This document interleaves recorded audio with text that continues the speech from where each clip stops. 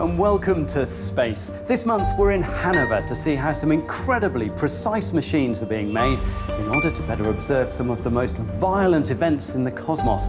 Things like black holes colliding and galaxies merging. But first, let's have a look at some other news from the universe this month.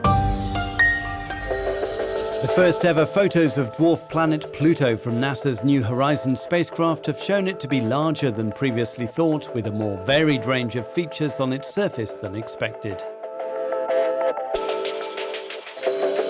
A new weather satellite has been launched offering nowcasting of heavy thunderstorms, cyclones and volcanic ash clouds. The MSG-4 satellite, operated by EUMETSAT, took off on an Ariane 5 from French Guiana.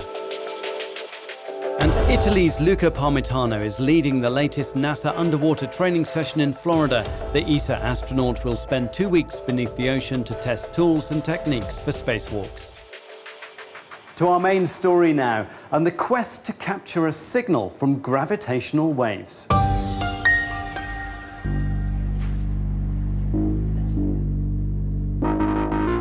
100 years ago, Albert Einstein predicted that our universe should be filled with something called gravitational waves. They're ripples in the fabric of space and time, and they could tell us a lot about mysterious objects like black holes. But we still don't know if Einstein was right, because we're still looking for them. It's proving to be quite a challenge. Gravitational waves are coming from all over the universe. However, the fact that it's gravity, it passes through stars, galaxies, you, me, the Earth, everything. A gravitational wave that would, for instance, come flying towards me would make me thinner and longer and squatter and fatter periodically, but only by very tiny degrees.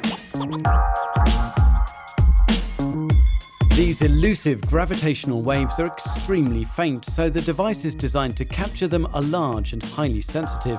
This is one of Europe's biggest detectors, located near Hanover. This here is GEO 600. It has 600-meter-long arms that extend this way and then at a right angle that way. And down here in this little trench, we have a vacuum tube that houses high-power laser beams inside. If you look down, then you can actually see the vacuum tube. The experiment measures the relative difference in length between the two laser beams. A gravitational wave would make the two beams go out of phase by a tiny but measurable amount. So far, we haven't found anything, but any minute now, a star could explode, and then we would see a signal. With millions of potential sources all over the universe, expectations are high that if we can observe gravitational waves, it will be a revolution in astronomy.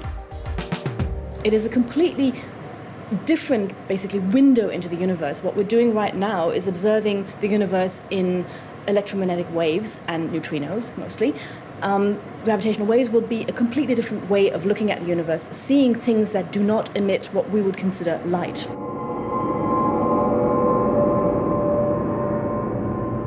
The only type of radiation that a black hole emits directly is gravitational radiation, because a black hole can shake space and time around it, and those ripples in space-time, they propagate away from the black hole and tell us exactly the story about what it looks like and sounds like. To improve our chances of observing gravitational waves, we're going to space. We'll be sending this pioneering ESA spacecraft that's unlike anything ever flown before.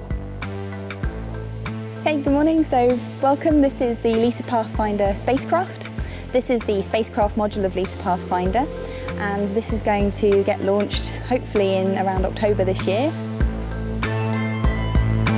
LISA Pathfinder is, as the name suggests, showing the way forward and generating huge excitement.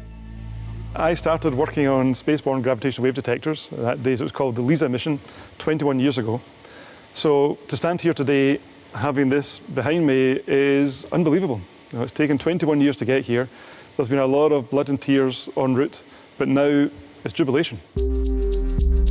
LISA Pathfinder won't actually measure gravitational waves. Instead, it will prove the technology, which centres around 2 free-floating gold-platinum cubes inside the spacecraft.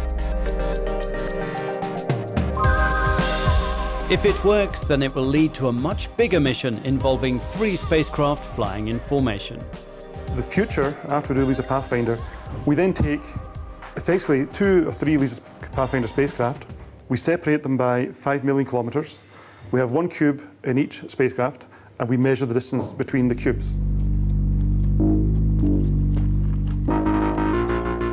A fully functioning space observatory capturing signals from gravitational waves promises to be an awesome new tool. Gravity is the fundamental force of the universe. At the largest scales of talking about stars, galaxies, the universe, they're dominated by gravity.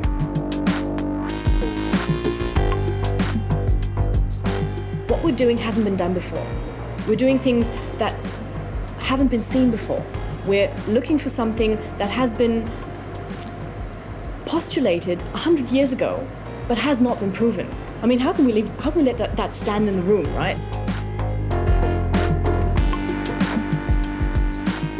All the universe interacts via gravity, and that gives us the hope that gravitational waves will really let us listen to the dark side of the universe. And who knows what's out there.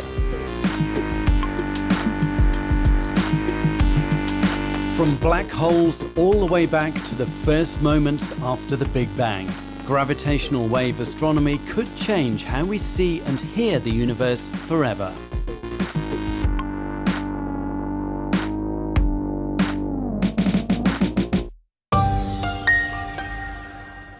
Now we're heading to the Astronaut Academy in Cologne to hear some of the challenges of learning to spacewalk. 0.06, range rate, target is on. Here we train the ESA astronauts on the challenges required for spacewalk. Inside this big water tank, we merge these modules, and with the tools over there, we start the training. One of the challenges during a spacewalk is that you have to be double tethered to the structure and to the station for safety reasons. Luca, did you check that it is locked?